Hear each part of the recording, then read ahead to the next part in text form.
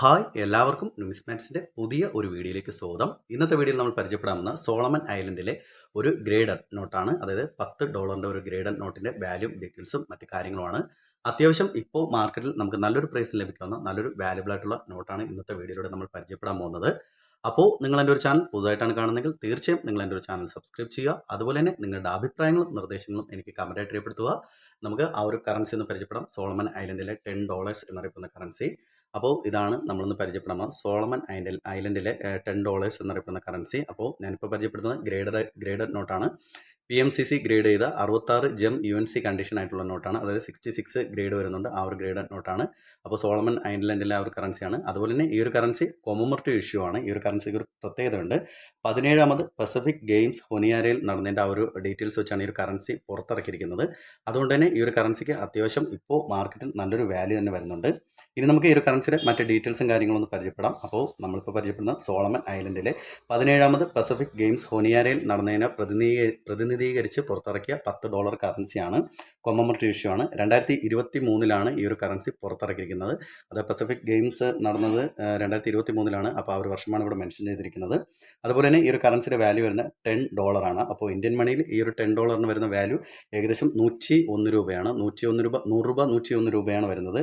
അതുപോലെ തന്നെ ഈ ഒരു കറൻസി പോളിമർ ഇഷ്യൂ കറൻസിയാണ്. അപ്പോൾ പോളിമർ ഇഷ്യൂയുടെ ഒരു കളക്ഷൻ എനിക്കുണ്ട്. അപ്പോൾ അതിനോടനുബന്ധിച്ച് ഞാൻ കുറച്ച് കറൻസിയൊക്കെ ഗ്രേഡ് ചെയ്ത് വയ്ക്കുന്നുണ്ട്.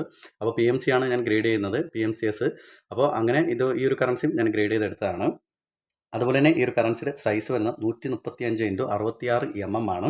ഈ ഒരു കറൻസിയുടെ ഷേപ്പ് വരുന്ന റെക്ടാങ്കുലർ ഷേപ്പാണ്. ഇനി നമുക്ക് ഈ ഒരു കറൻസിയുടെ മുൻവശം പിറകുവശം വരുന്ന ഡീറ്റെയിൽസും മറ്റു കാര്യങ്ങളൊന്നും പരിചയപ്പെടാം. അപ്പോൾ ഈ ഒരു കറൻസിയുടെ മുൻവശം ഈ ഒരു ഭാഗമാണ്. കറൻസിയുടെ മുൻവശം നമുക്ക് ഇവിടെ കൊടുത്തിട്ടുണ്ടായിരിക്കും സോളമൻ ഐലൻഡ് എന്ന് കൊടുത്തിട്ടുണ്ടായിരിക്കും. അതുപോലെ തന്നെ താഴെ നമുക്ക് ലെറ്റേഴ്സിൽ $10 എന്ന് കൊടുത്തിട്ടുണ്ടായിരിക്കും. നമുക്ക് റൈറ്റ് സൈഡ് ഈ ഒരു ഭാഗത്തായിട്ട് 10 എന്നുള്ള അക്കവും അതിന് താഴെയിട്ട് സീരിയൽ നമ്പർ കൊടുത്തിട്ടുണ്ടായിരിക്കും. അതിന് താഴെയിട്ട് 10 എന്നുള്ള അക്കവും പിന്നെ വന്നിട്ട് സോളമൻ ഐലൻഡിൻ്റെ ആ ഒരു എംബ്ലം ഇവിടെ കൊടുത്തിട്ടുണ്ടായിരിക്കും. ലെഫ്റ്റ് സൈഡ് ഈ ഒരു ഭാഗത്തായിട്ട് നമുക്ക് ആ ഒരു കഴുകൻ്റെ ആ ഒരു പിക്ചർ, ഈഗിളിൻ്റെ ആ ഒരു പിക്ചർ ഇവിടെ കൊടുത്തിട്ടുണ്ടായിരിക്കും.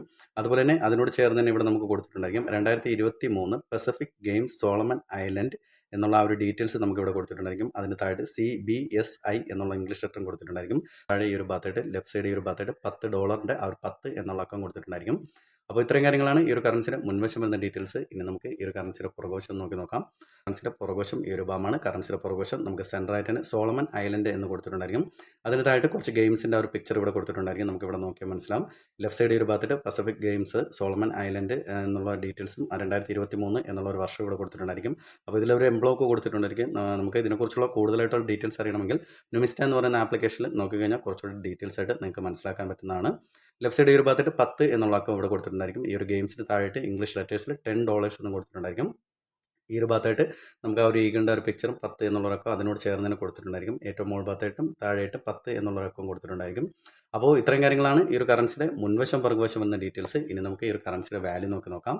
അപ്പോൾ സോളമൻ ഐലൻഡിലെ 17ാമത് പസഫിക് ഗെയിംസിനോട് അനുബന്ധിച്ചത് ഹൊനിയാരയിൽ നടന്ന ആ ഒരു ഗെയിംസിനോട് അനുബന്ധിച്ച് പുറത്തിറക്കിയ ഈ ഒരു നോട്ടിന് ഇപ്പോൾ മാർക്കറ്റിൽ നല്ലൊരു വാല്യൂ തന്നെ കിട്ടുന്നുണ്ട്. ഏകദേശം ഈ ഒരു നോട്ടിൻ്റെ ഗ്രേഡഡ് അല്ലാത്ത കണ്ടീഷന് ഏകദേശം ഒരു 750 രൂപ മുതൽ 900 രൂപ വരെയൊക്കെ മാർക്കറ്റ് വാല്യൂ വരുന്നുണ്ട്.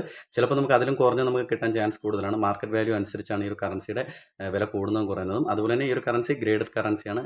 66 ജെം UNC വരുന്ന കറൻസിയാണ്. അതുകൊണ്ട് തന്നെ ഈ ഒരു കറൻസി കുറച്ച് വാല്യൂ കൂടുതലാണ്. അപ്പോൾ എത്രയാണെന്നുള്ളത് മാർക്കറ്റ് വാല്യൂവിനെ കുറിച്ചുള്ള ഡീറ്റെയിൽസ് ഇപ്പോൾ ക്ലിയർ ആയിട്ട് എനിക്കറിയത്തില്ല. ഞാൻ ഗ്രേഡ് ചെയ്ത് ജസ്റ്റ് എൻ്റെ കളക്ഷനിലേക്ക് ആഡ് ചെയ്തിരിക്കുന്നേ ഉള്ളൂ. അപ്പോൾ ഇത്രയും കാര്യങ്ങളാണ് ഈ ഒരു നോട്ടിൻ്റെ മുൻവശം പിറകുവശം അതുപോലെ തന്നെ ഈ ഒരു നോട്ടിൻ്റെ വിലയും വരുന്ന ഡീറ്റെയിൽസ്. അപ്പോൾ പോളിമർ ഇഷ്യൂ കളക്ഷൻ ചെയ്യുന്ന ഒരു വ്യക്തിയാണ് നിങ്ങളെങ്കിൽ തീർച്ചയായും ഈ ഒരു കറൻസി മേടിച്ച് നിങ്ങളുടെ കളക്ഷനിലേക്ക് ആഡ് ചെയ്യാൻ ശ്രമിക്കുക. ഗ്രേഡഡ് തന്നെ മേടിക്കണമെന്നില്ല.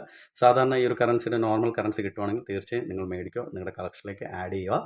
അതുപോലെ തന്നെ ഈ ഒരു കറൻസിയുടെ ഡീറ്റെയിൽസും കാര്യങ്ങളെക്കുറിച്ച് നിങ്ങൾക്ക് കൂടുതലായിട്ട് എന്തെങ്കിലും അറിയണമെങ്കിൽ തീർച്ചയായും നുമിസ്റ്റ എന്ന് പറയുന്ന ആപ്ലിക്കേഷനിൽ ഈ ഒരു കറൻസിയുടെ ഡീറ്റെയിൽസ് എന്ന് കൊടുത്തു കഴിഞ്ഞാൽ കുറച്ചുകൂടെ ഡീറ്റെയിൽസ് ആയിട്ട് നിങ്ങൾക്ക് മനസ്സിലാക്കാൻ പറ്റുന്നതാണ്.